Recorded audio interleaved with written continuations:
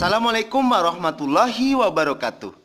Hari ini kita akan belajar materi kelas 6, tema 1, subtema 3, pembelajaran 3, selamatkan makhluk hidup. Kita masih fokus pada subtema 3, ayo selamatkan hewan dan tumbuhan.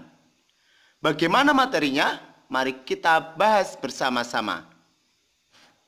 Kesimpulan paragraf adalah ikhtisar atau ringkasan akhir dari suatu paragraf. Langkah-langkah menentukan kesimpulan paragraf. Yang pertama, bacalah paragraf secara keseluruhan. Yang kedua, temukan informasi-informasi penting pada paragraf. Yang ketiga, hubungkan semua informasi yang kamu peroleh menjadi satu pernyataan akhir. Bagaimana kesimpulan yang baik? Kesimpulan yang baik berisikan 1. Pesan yang ingin disampaikan kepada pembaca. 2. Intisari dari tulisan. 3. Dimulai dari yang khusus ke yang umum. 4. Menggunakan kosakata baku atau resmi. 5.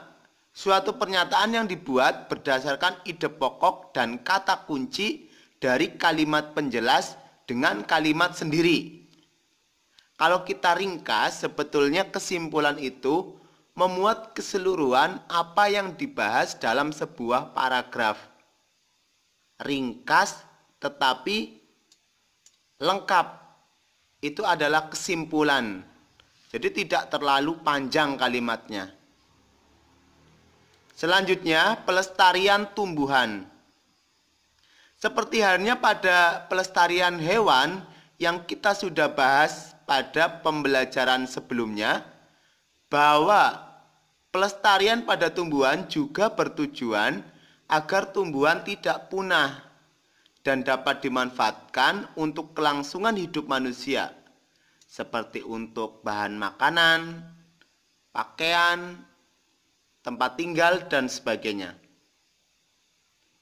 Dengan membantu perkembangbiakan tumbuhan, berarti kita ikut melestarikan keberadaan tumbuhan.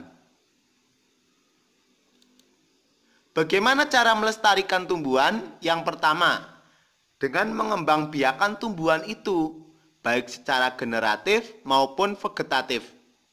Pada pembelajaran sebelumnya juga sudah kita bahas perkembangbiakan tumbuhan secara generatif, yaitu melalui perkawinan, maupun secara vegetatif melalui bagian tubuh tumbuhan itu sendiri.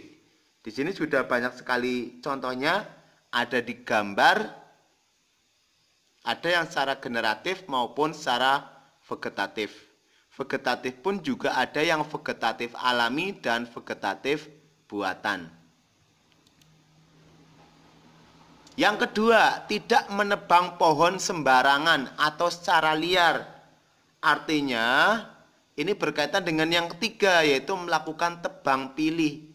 Jadi ketika menebang pohon, itu dipilih yang sudah tua.